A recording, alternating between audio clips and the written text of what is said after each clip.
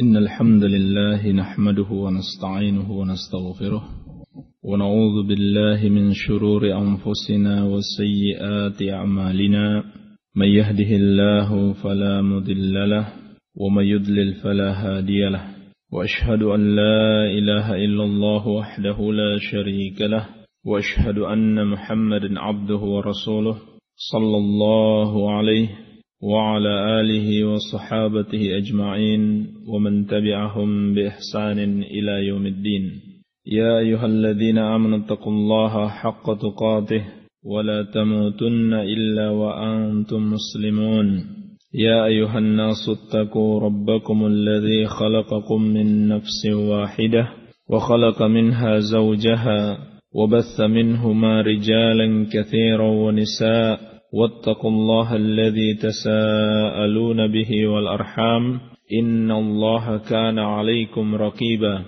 يا أيها الذين آمنوا اتقوا الله وقولوا قولا سديدا يصلح لكم أعمالكم ويغفر لكم ذنوبكم ومن يطع الله ورسوله فقد فاز فوزا عظيما أما بعد فإن أصدق الحديث كتاب الله وخير الهدي هدي محمد صلى الله عليه وعلى آله وسلم وشر الأمور محدثاتها فإن كل محدثة بدعة وكل بدعة ضلالة وكل ضلالة في النار. Ikhwani talabah rahimani wa rahimakumullah. Insyaallah taala pada kesempatan hari ini kita akan mulai pelajaran yang baru, yaitu pelajaran usulul fiqh dari kitab Al-Usul min Ilmi Al-Usul. Al-Usul min Ilmi Al-Usul karya Al-Imam Al-Allamah Faqihul Asr Syekhina Al-Syekh Muhammad bin Salih Al-Utsaimin rahimahullahu taala rahmatan wasi'ah. Kitab ini adalah sebuah kitab yang ringkas, kitab yang sangat bagus, sangat cocok insyaallah taala bagi para pemula seperti kita di dalam mempelajari ilmu usul fiqh. Sebelum kita masuk pada muqaddimah dari Asy-Syaikh rahimahullahu taala, perlu kita pahami bahwasannya ilmu usulul fiqh adalah sebuah ilmu yang sangat penting sekali. Adalah sebuah ilmu yang penting sekali. Oleh karenanya dikatakan atau dinamakan dengan usul, pondasi. Jamak dari asal, maknanya adalah pondasi. Dia adalah pondasi yang dibangun di atasnya bangunan. Bangunan fikih dibangun di atas usul-usulnya. Sehingga disebut usulul fiqh. Dan seorang kalau tidak memahami usul, dia tidak akan mencapai kepada tujuannya, yaitu mengenali hukum-hukum syariat. Seperti dikatakan para ulama, man hurimal usul, hurimal wusul. Siapa yang tidak mendapati al-usul, maka dia tidak akan mendapati al-wusul. yakni tidak sampai pada tujuannya, yaitu mengenali hukum-hukum, mengenali hukum-hukum syariat. Siapa yang tidak memahami usul, dia tidak akan mengenali hukum-hukum syariat. Man hurimal usul, hurimal wusul. Oleh karenanya, para ulama menjadikan bagi setiap fan itu, setiap cabang ilmu, ada usulnya tersendiri. Dalam ilmu tafsir, ada usul tafsir. Bagaimana mengenali tafsir Al-Quran, bagaimana cara menafsirkannya, bagaimana bentuk-bentuk penafsiran, dan lain sebagainya.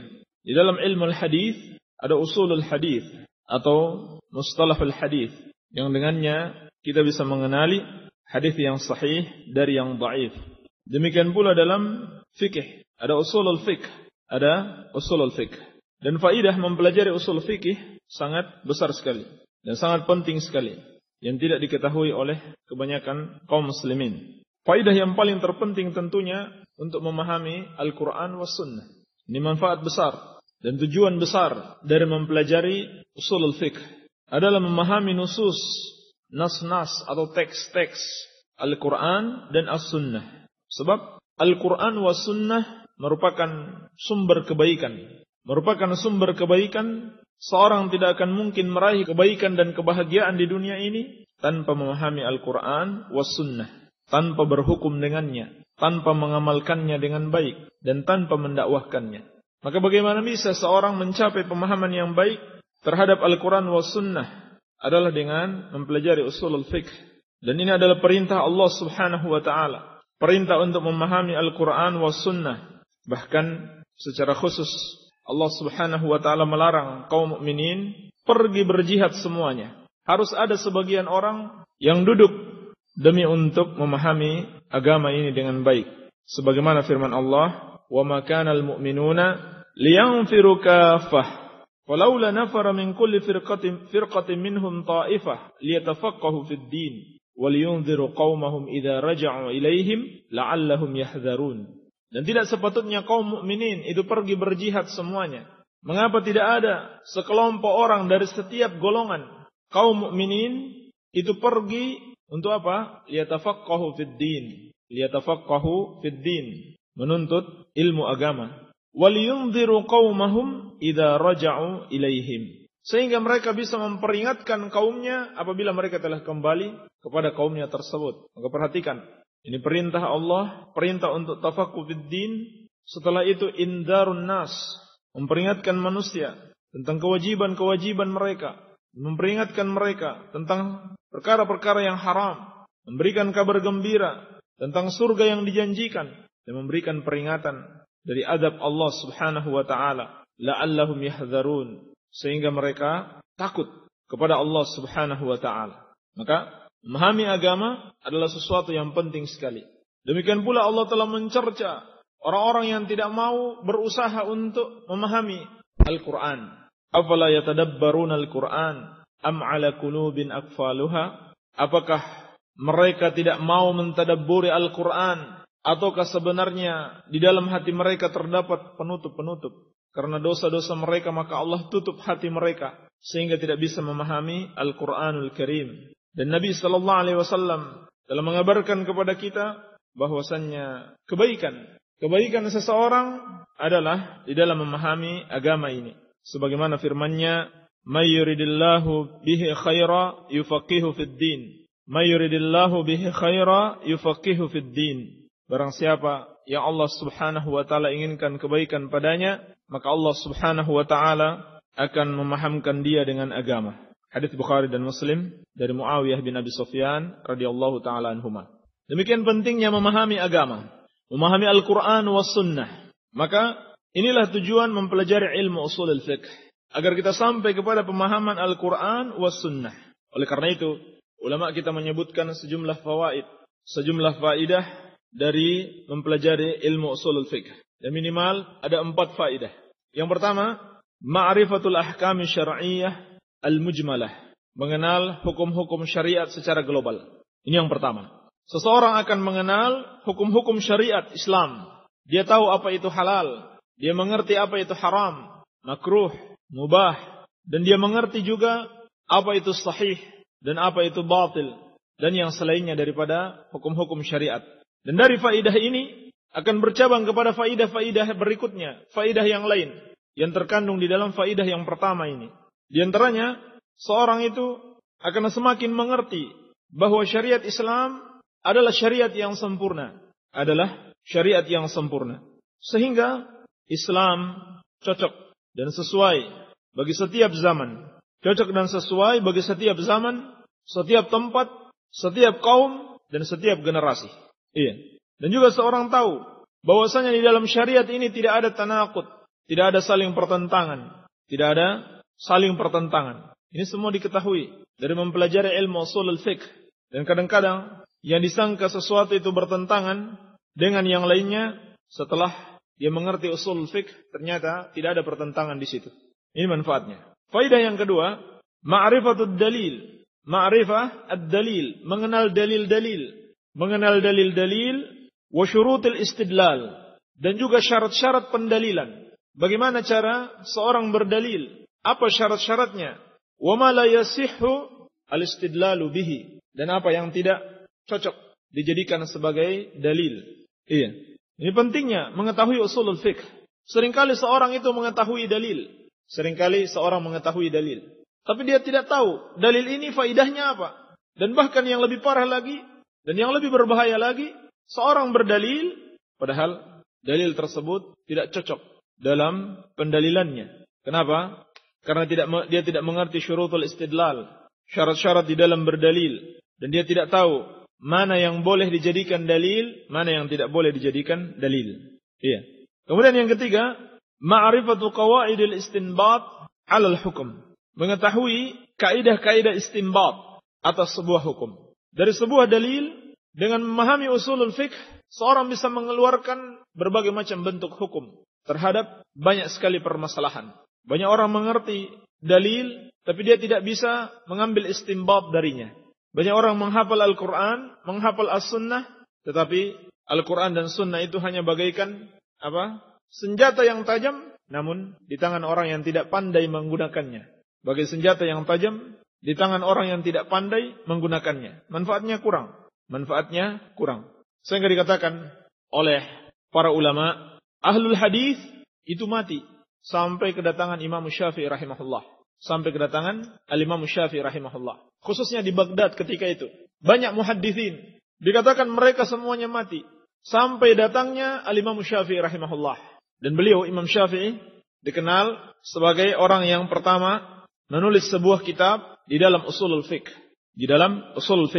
Dalam kitabnya yang berjudul, apa? Siapa yang tahu? Ada yang tahu? Apa? La. Ar-Risalah. Kitab Ar-Risalah. Kitab Ar-Risalah karya Asy-Syafi'i rahimahullah dianggap sebagai kitab yang pertama yang khusus berbicara tentang usulul fiqh. Walaupun usulul fiqh itu bukan sesuatu yang baru, dia sudah dikenal di masa Rasulullah sallallahu alaihi wasallam di dalam pembicaraan para sahabat. Demikian pula tabi'in wa tabi'ut tabi'in. Hanya saja dia dibuat dalam kitabun mustaqil dimulai oleh Imam Syafi'i rahimahullah lalu diikuti oleh para ulama yang lainnya. Iya. Disebutkan ahlul hadis menghafal hadis ketika itu banyak di antara mereka tidak mengerti apa makna sebuah hadis sampai datang Imam Syafi'i rahimahullah menerangkan kepada mereka. Dan lebih penting daripada itu beliau menerangkan bagaimana qawaidul istinbat, kaidah-kaidah dalam istinbat di dalam mengambil hukum dari sebuah hadis. Maka ini faidah yang sangat besar. Dan dari faidah ini akan bertambah kepada faidah yang berikutnya, yaitu adanya ketenangan hati pada seorang talibul ilmi. Adanya ketenangan hati pada seorang talibul ilmi ketika dia mengenal bagaimana ulama itu beristinbat. Apa sebab-sebab mereka mengambil keputusan hukum dari suatu dalil. Maka hati dia menjadi tenang. Oh, seperti itu ternyata. Sehingga ketika kadang-kadang dia mendapati satu dalil dan di situ terdapat dua bentuk istinbat dan menghasilkan dua hukum yang berbeda, maka dia bisa mentarjih. Dia bisa melakukan apa? Tarjih. Dia bisa mengunggulkan salah satu pendapat. Karena dia mengerti dari sudut pandang apa mereka mengambil hukum. Iya, ini penting mempelajari ilmu ushul fiqh. Iya. Kemudian yang keempat, faedah yang keempat dari mempelajari ushul fiqh adalah ma'rifatul masail lati tata'allaq bil ijtihad wat taqlid. Mengetahui masalah-masalah yang berhubungan dengan ijtihad dan taklid. Mengetahui masalah-masalah yang berhubungan dengan ijtihad dan taklid. Ini juga penting sebab dengan mengetahui hal tersebut seseorang itu mengerti. Seseorang itu akan paham. Pertama sekali dia pahami keadaan dirinya sendiri. Dia di derajat mana? Di derajat ijtihad atau derajat taklid? Atau pada satu permasalahan dia boleh bil ijtihad, bukan dalam seluruh permasalahan. Dan dia ketahui syarat-syarat ijtihad. Dan dia ketahui kapan dia bisa bertaklid. Maka dengan mempelajari usulul fiqh kita tahu sampai di mana batas kemampuan kita. Di mana kita berada. Dan apa yang harus kita lakukan. Demikian pula akan bermanfaat bagaimana kita mensikapi orang lain. Terutama orang yang bersalah. Bagaimana meluruskan dia. Karena kita tahu bagaimana cara-cara para ulama beristinbat. Bagaimana kaidah-kaidah ijtihad. Syarat-syarat pendalilan. Maka dengan begitu kita mudah menjelaskan kepada orang yang bersalah. Untuk meluruskan dia. Dan menjelaskan sisi pandang yang salah. Cara berdalil yang salah. Demikian pula dengan mengenal usulul fiqh. Kita mengerti mustalahat, istilah-istilah yang disebutkan para ulama. Apa itu rukun, apa itu syarat, apa itu al-amr, apa itu an-nahyu, dan lain sebagainya. Sering kita baca, ini hukumnya syarat. Dia termasuk kewajiban, termasuk rukun. Ini adalah al-amr, ini adalah an-nahyu, ini as-sabab, ini al-mani. Tapi kita tidak paham maknanya. Maka dengan mempelajari usulul fiqh, kita dapat mengerti istilah-istilah para ulama tersebut. Dan bahkan Seseorang itu dengan mempelajari usulul fiqh, dia dapat mencapai darajatul ijtihad. Derajat al-ijtihad. Karena dia sudah tahu syarat-syarat al-ijtihad dan kaifiyatul ijtihad, maka dia bisa mencapainya. Dan itu tidak mustahil. Namun bukan berarti menyelesaikan satu kitab usulul fiqh, semua kita jadi mujtahid. Bukan itu maksudnya. Tetapi dengan mengamalkan isi kandungan dari kitab tersebut, yaitu syarat-syarat ijtihad, penuhi syarat-syarat tersebut, mungkin seseorang itu mencapai darajatul ijtihad. Baik. Ini diantara fawaid-fawaid usulul fiqh yang disebutkan para ulama. Kita akan masuk kepada muqaddimah al-muallif rahimahullahu ta'ala. Berkata Syekhina Al-Syekh Muhammad ibn Salih Al-Utsaimin rahimahullahu ta'ala. Alhamdulillah nahmaduhu wa nasta'inuhu wa nastaghfiruh wa natubu ilaih. Wa na'udzu billahi min syururi anfusina wa min sayyiati a'malina. May yahdihillahu fala mudilla lahu wa may yudlil fala hadiya lahu. Wa ashhadu an la ilaha illallah wahdahu la syarika lah wa ashhadu anna Muhammadan abduhu wa rasuluh sallallahu alaihi wa ala alihi wa ashabihi wa man tabi'ahum bi ihsanin ila yaumiddin wa sallama taslima. Ini muqaddimah yang disebutkan oleh Syekh rahimahullahu taala berupa pujian kepada Allah Subhanahu wa taala, memohon pertolongannya dan memohon ampun atas dosa-dosanya atau dosa-dosa kita kepadanya dan bertobat kepadanya, serta salawat dan salam kepada Rasulullah sallallahu alaihi wasallam dan para pengikutnya sampai hari kiamat. Untuk lebih menyempurnakan faidah, insyaallah taala kita berikan penjelasan ringan terhadap muqaddimah ini. Ucapan beliau rahimahullah, alhamdulillah. Alhamdu maknanya adalah wasful mahmud bil kamal ma'al mahabbati wa ta'zim. Wasful mahmudi bil kamal ma'al mahabbati wa ta'zim. Mensifatkan yang dipuji itu dengan sifat kesempurnaan disertai dengan kecintaan dan pengagungan. Ini makna alhamdu. Ini makna alhamdu yang selalu kita baca di dalam surat Al-Fatihah. Alhamdulillah, segala puji bagi Allah. Maka itu bermakna wasful mahmud. Kita mensifatkan Allah Subhanahu wa taala bil kamal, dengan sifat kesempurnaan, yakni sempurna dari segala sisinya. Sempurna dilihat dari sisi manapun. Ma'al mahabbati wa ta'zim, disertai dengan cinta dan pengagungan. Dikatakan para ulama, alif lam adalah alif lam al-istighraqiyah. Fa ma'nahu yastaghriqu jami'al mahamid. Sehingga maknanya adalah mencakup seluruh bentuk pujian. Tidak ada yang berhak menerima semua bentuk pujian kecuali Allah Subhanahu wa taala. Dan dia dipuji karena kesempurnaannya. Dan kesempurnaan itu dilihat dari semua sisi. Apakah dari zatnya, nama-nama dan sifat-sifatnya, maupun ketentuannya, baik ketentuan syar'iyah maupun kauniyah. Ini makna alhamdulillah. Dan faidah besar yang bisa kita petik dari alhamdulillah adalah mahabbatullahi azza wa jalla, mencintai Allah Subhanahu wa taala. Karena tidaklah kita diperintahkan untuk selalu memuji Allah karena kesempurnaan nikmat yang Allah anugerahkan kepada kita. Tidaklah kita diperintahkan untuk selalu mengucapkan alhamdulillah, terutama di dalam salat kita, alhamdulillahi rabbil alamin, kecuali karena apa? Kesempurnaan nikmat yang Allah berikan kepada kita. Maka sudah selayaknya kita cintai Dia yang selalu mencurahkan nikmatnya kepada kita. Nahmaduhu, kami memujinya. Wa nasta'inuhu, dan kami memohon pertolongannya. Wa nastaghfiruh, dan kami mohon ampun kepadanya. Kami mohon pertolongannya, yakni pertolongan untuk semua urusan, baik urusan dunia maupun urusan akhirat. Dan termasuk bentuk mentauhidkan Allah adalah hanya memohon kepada Allah Subhanahu wa taala sebagaimana firman-Nya, iyyaka na'budu wa iyyaka nasta'in. Dan kami memohon ampun kepadanya. Wa natubu ilaih, dan kami bertobat kepadanya. Yang dimaksud dengan taubat adalah kita kembali kepada Allah, meninggalkan kemaksiatan kepada ketaatan. Dan taubat itu ada dua bentuk. Ada taubat mutlaqah dan taubat muqayyadah. Taubat mutlaqah dan taubat muqayyadah. Taubat muqayyadah adalah at-taubatu min dzambin muayyan. Bertobat dari dosa tertentu. Bertobat dari satu dosa tertentu. Dan pendapat yang benar, taubat seseorang dari dosa tertentu, yakni bukan seluruh dosanya, itu sah. Itu sah. Walaupun dia tidak bertobat dari seluruh dosanya.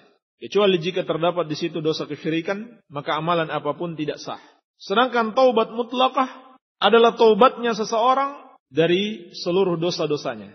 Dan taubat inilah yang akan mengantarkan seseorang menjadi at-tawwabin, yang dicintai oleh Allah Subhanahu wa taala sebagaimana firman-Nya, "Innallaha yuhibbut tawwabin wa yuhibbul mutatahhirin." Sesungguhnya Allah mencintai orang-orang yang senantiasa bertaubat dan senantiasa menyucikan dirinya.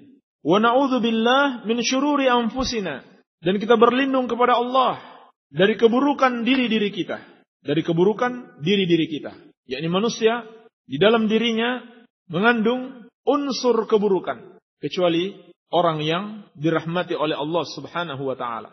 Di antara bentuk keburukan manusia adalah adanya an-nafsu ammaratun bis-su, yang selalu memerintahkan dia untuk melakukan kejelekan.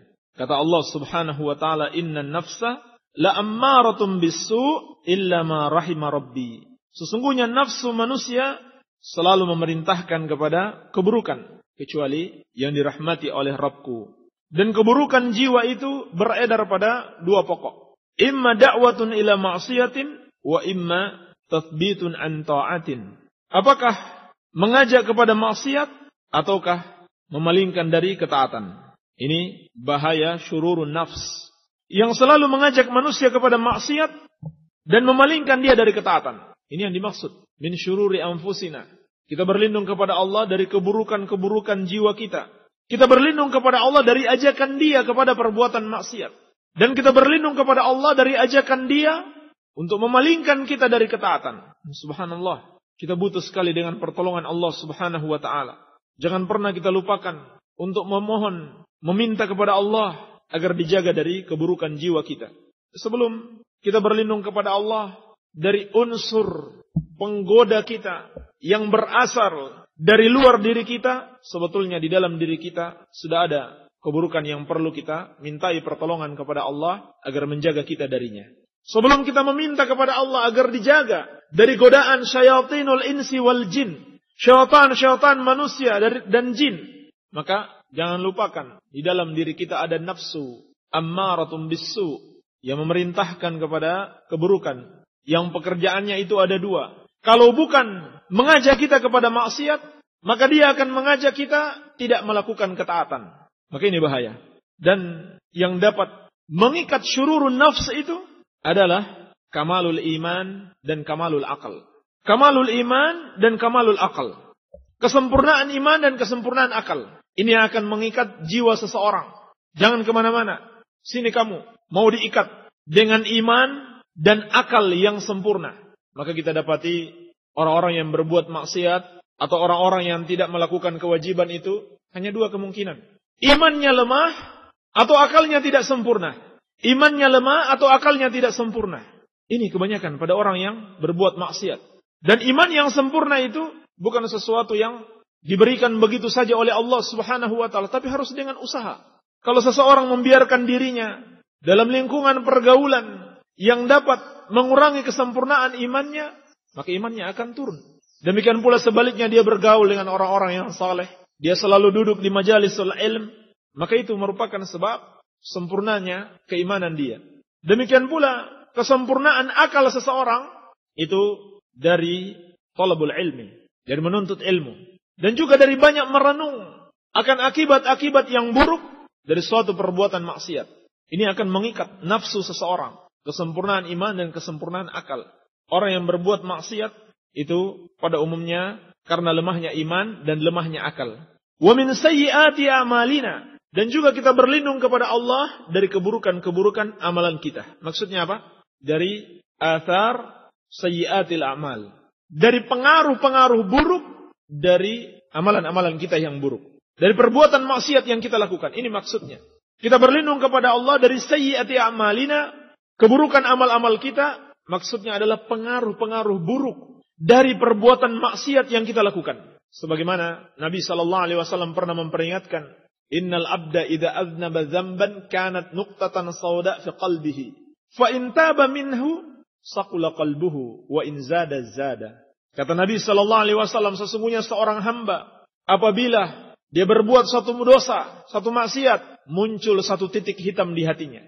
Kalau dia tambah dosanya, muncul lagi titik hitam tersebut. Semakin dia tambah, semakin berkembang dan membesar titik-titik hitam itu. Tetapi kalau dia bertobat darinya, maka bersih lagi hatinya. Dia tambah lagi titik hitamnya. Dan titik-titik hitam ini, kalau sudah semakin banyak dalam hati manusia, bahkan menutupi hatinya, maka inilah yang menghalangi dia dari ketaatan kepada Allah Subhanahu wa ta'ala. Menghalangi dia dari menuntut ilmu. Menghalangi dia dari nasihat-nasihat. Ini bahaya. Ini pengaruh daripada kemaksiatan. Bahkan terjadinya musibah-musibah di muka bumi ini dikarenakan pengaruh dari kemaksiatan makhluk yang ada di muka bumi ini. Sebagaimana peringatan Allah, "Zaharal fasadu fil barri wal bahri bima kasabat aydin nas." Telah nampak kerusakan, musibah-musibah di daratan, di lautan. Kenapa? Karena ulah tangan-tangan manusia, yakni dosa-dosa yang mereka kerjakan. Itulah yang dimaksud sayyi'atul a'mal. Wa ma asabakum min musibatin fabima kasabat aydikum wa ya'fu an katsir. Dan apapun musibah yang menimpa kalian karena dosa-dosa yang kalian lakukan, dan itu pun wa ya'fu an katsir. Allah sudah mengampuni dari banyak dosa kita. Kalau Allah mengadab kita karena dosa kita, seluruh dosa kita habis kita, tidak ada sisa lagi.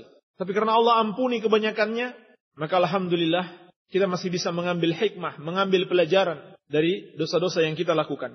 Dan juga berkata sebagian salaf, "Innani la'arif athara sayyiati fi zaujati wa ahli." Sesungguhnya aku benar-benar tahu pengaruh-pengaruh dosaku itu pada istriku dan keluargaku. Di dalam riwayat yang lain, pada kendaraannya, pada hewan tunggangannya. Ini salaf, subhanallah. Mereka tahu, kalau mereka melakukan dosa, terlihat atharnya, terlihat pengaruhnya pada siapa? Pada istri mereka. Mungkin istrinya jadi bandel, istrinya jadi tidak taat, istrinya jadi tidak menyenangkan. Sesungguhnya itu karena dosa yang dia lakukan. Dan juga pada anak-anaknya, pada kendaraannya, pada rizki. Sebagaimana ketaatan seseorang berpengaruh pada rizkinya. Bukankah Allah Subhanahu wa ta'ala berfirman, "Wa may yattaqillaha yaj'al lahu makhraja wa yarzuqhu min haitsu la yahtasib." Dan barang siapa yang bertakwa kepada Allah, maka Allah akan jadikan baginya jalan keluar. Dan Allah akan berikan rezeki baginya dari arah yang tidak dia sangka. Maka sebagaimana dosa itu berpengaruh pada kurangnya rezeki seseorang, baik kurang secara hissiyah maupun ma'nawiyah, yakni berkahnya kurang. Kelihatan rezekinya banyak, duitnya banyak, tetapi sesungguhnya kurang dari keberkahan. Buktinya apa? Dia selalu merasa kurang. Duitnya banyak, tapi dia selalu merasa kurang. Dan duitnya pergi atau hilang darinya pada hal-hal yang tidak bermanfaat. Yang dia tidak bisa mengambil manfaat padanya dengan sebaik-baiknya. Demikian pula ketakwaan itu berpengaruh kepada diri seseorang. Maka ketika kita tidak pernah bisa lepas dari dosa-dosa, kita berlindung kepada Allah. Ya Allah, tolonglah lindungi kami dari pengaruh-pengaruh buruk dosa yang kita lakukan. May yahdihillahu fala mudhillalah. Beliau rahimahullahu ta'ala mengatakan, barang siapa yang Allah berikan hidayah, maka tidak akan ada yang bisa menyesatkannya. Wa may yudlil fala hadiyalah. Dan barang siapa yang Allah sesatkan, tidak ada yang bisa memberikan hidayah kepadanya. Maksud daripada kalimat ini adalah harus adanya al-luju' ilallahi azza wa jalla fi talabil huda wa ta'awudz minad dalal. Bergantungnya kita kepada Allah Subhanahu wa ta'ala dalam meminta hidayah dan dalam berlindung dari kesesatan. Kenapa? Karena may yahdihillahu fala mudhillalah. Barang siapa yang Allah berikan hidayah, tidak ada yang sanggup menyesatkannya. Wa may yudlil fala hadiyalah. Dan barang siapa yang Allah sesatkan, maka tidak ada yang sanggup memberikan dia hidayah. Dia hanya kepada Allah kita memohon hidayah dan kita berlindung dari kesesatan. Wa asyhadu an la ilaha illallah wahdahu la syarikalah. Dan aku bersaksi bahwasannya tidak ada yang berhak disembah kecuali Allah yang satu saja, la syarikalah, tidak ada sekutu baginya. Wa asyhadu anna Muhammadan abduhu wa rasuluh. Dan aku bersaksi bahwasannya Muhammad adalah hamba dan rasulnya. Dua persaksian yang sangat penting dalam diri seorang hamba. Yang pertama persaksian tauhid, yakin bahwa hanya Allah satu-satunya sesembahan dan selainnya adalah sesembahan yang batil. Dan yang kedua persaksian ar-risalah dan al-ubudiyah bagi Rasulullah sallallahu alaihi wasallam. Bersaksi bahwa beliau adalah seorang rasul dan juga seorang hamba Allah Subhanahu wa taala, bukanlah seorang yang pantas disembah. Rasul yang pantas dimuliakan namun bukan seorang yang pantas disembah sebab beliau hanyalah hamba Allah seperti kita juga. Sallallahu alaihi wa ala alihi wa ashabihi wa man tabi'ahum bi ihsanin ila yaumiddin wa sallama taslima. Semoga salawat Allah dicurahkan atas beliau. Salawat Allah kepada hamba-hambanya maksudnya adalah sana'uhu alaihi fil mala'il a'la. Kata Al-Imam Abul Ali rahimahullah, salawat Allah kepada makhluknya adalah sana'uhu alaihi fil mala'il a'la. Pujian Allah kepada makhluk tersebut di depan al-mala'ul a'la, yakni para malaikat yang ada di sisi Allah Subhanahu wa taala. Dan juga salawat dan salam atas keluarganya, sahabatnya dan pengikutnya sampai hari kiamat. Keluarga yang dimaksud di situ adalah kaum mukminin dari kalangan keluarga Nabi sallallahu alaihi wasallam. Karena ada juga keluarga yang kafir. Seperti siapa? Banyak. Abu Thalib dan yang lainnya dari paman-paman Nabi sallallahu alaihi wasallam yang kafir. Maka dia tidak termasuk di situ. Dan keluarga itu kalau disebutkan bersendirian tanpa disebutkan wa ashabihi wa man tabi'ahum, itu sudah mencakup seluruh pengikut Rasulullah sallallahu alaihi wasallam. Adapun kalau disebutkan bersamaan dengan sahabat dan tabi'in, maka dipisahkan maknanya. Sedangkan sahabat adalah orang-orang yang beriman kepada Nabi sallallahu alaihi wasallam dan berjumpa dengan beliau dan mati di atas Islam, dan juga tercakup dalam salawat ini semua yang mengikuti mereka sampai hari kiamat dengan syarat mengikutinya dengan ihsan. Adapun yang mengikutinya bukan dengan ihsan, maka tidak tercakup di dalam salawat tersebut. Amma ba'd, adapun setelah itu kata beliau rahimahullah, fahadhihi risalatun mukhtasarah. Maka ini adalah sebuah risalah yang ringkas fi usulil fiqh, dalam pelajaran usul fiqh. Katabenaha ala wifqil manhajil muqarrar. Kami menulisnya sesuai dengan kurikulum yang ditetapkan. Lisanati thalitha ats-tsanawiyah fil ma'ahid al-ilmiyah. Untuk tahun ketiga tsanawiyah, tsanawiyah apa? SMP atau SMA? SMA. Pada ma'had ilmiah. Jadi antum anak-anak SMA. Yang sebelumnya anak-anak SMP ya, setelah hadis. Atau SMA, sama ya. Wasammainaha al-usul min ilmil usul.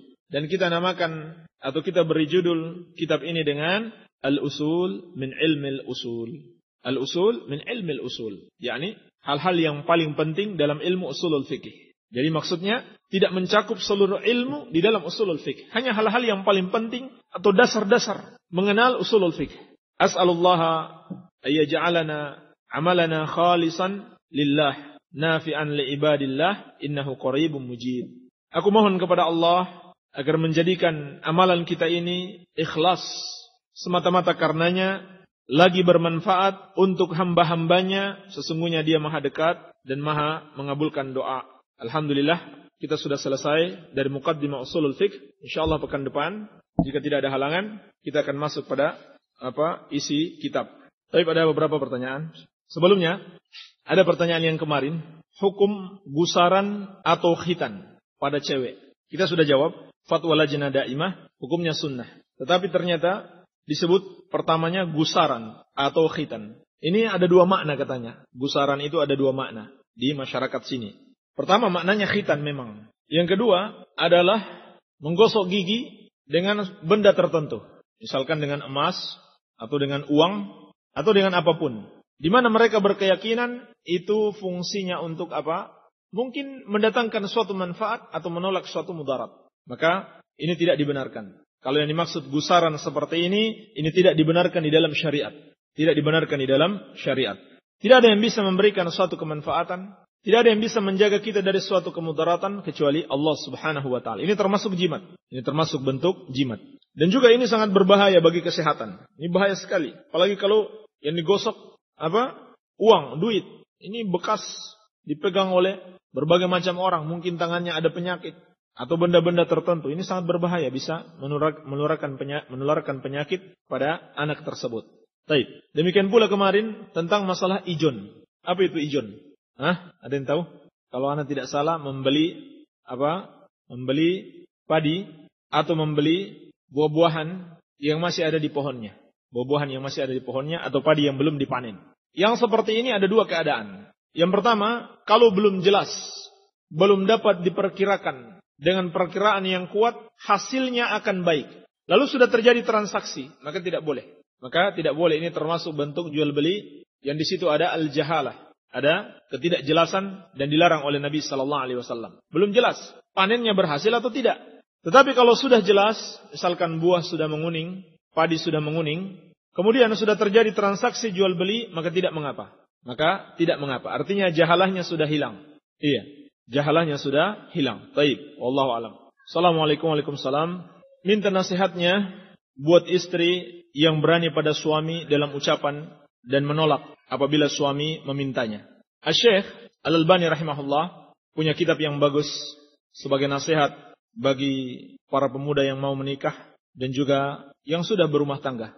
Pada akhir kitab, beliau menyebutkan dalil-dalil wajibnya seorang istri mentaati suaminya dan membantu urusan-urusan rumah tangganya.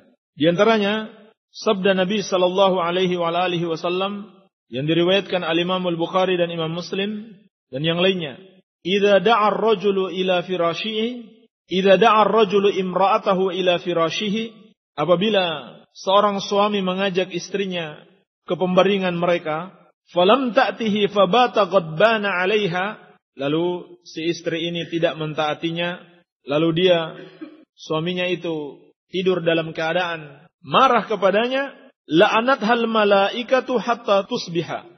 Maka para malaikat melaknatnya sampai pagi hari.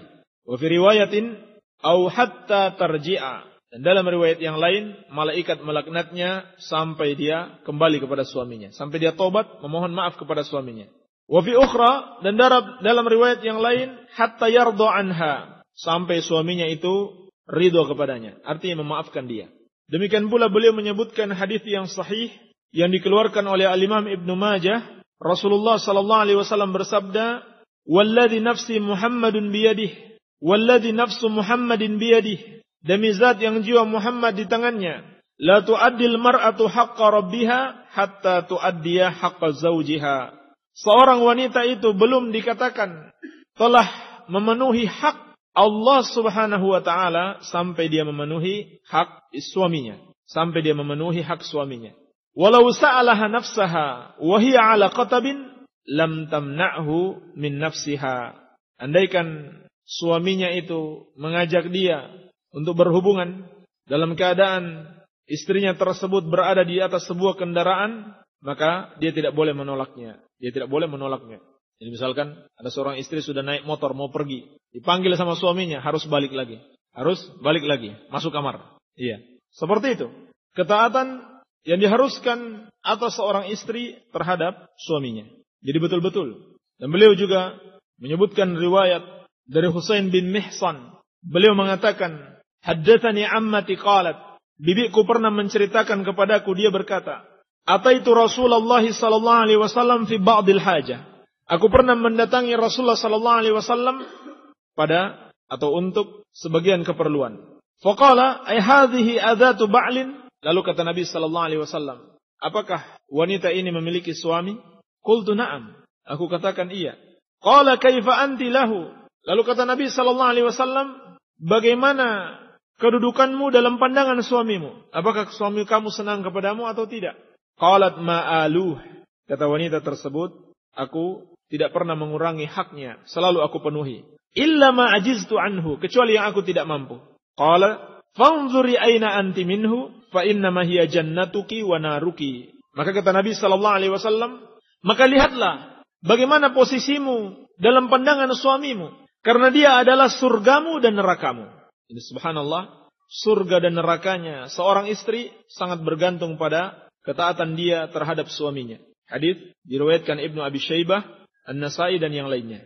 Hadis yang terakhir yang disebutkan oleh Syekh rahimahullah, Nabi sallallahu alaihi wasallam bersabda, "Idza shallatil mar'atu khamsaha wa hasunat farjaha wa ata'at ba'laha dakhalat min ayyi abwabil jannati sya'at." Apabila seorang wanita telah salat 5 waktu, menjaga kemaluannya dan mentaati suaminya, maka dia akan masuk surga dari pintu surga mana saja yang dia kehendaki. Jadi subhanallah, adanya seorang suami bagi seorang wanita merupakan sebab kebaikan baginya. Di samping kebaikan yang sifatnya duniawi yang dia bisa raih Juga yang paling terpenting adalah kebaikan di akhirat kelak. Seorang wanita itu apabila dia memiliki suami bisa menjadi suatu kebaikan besar baginya.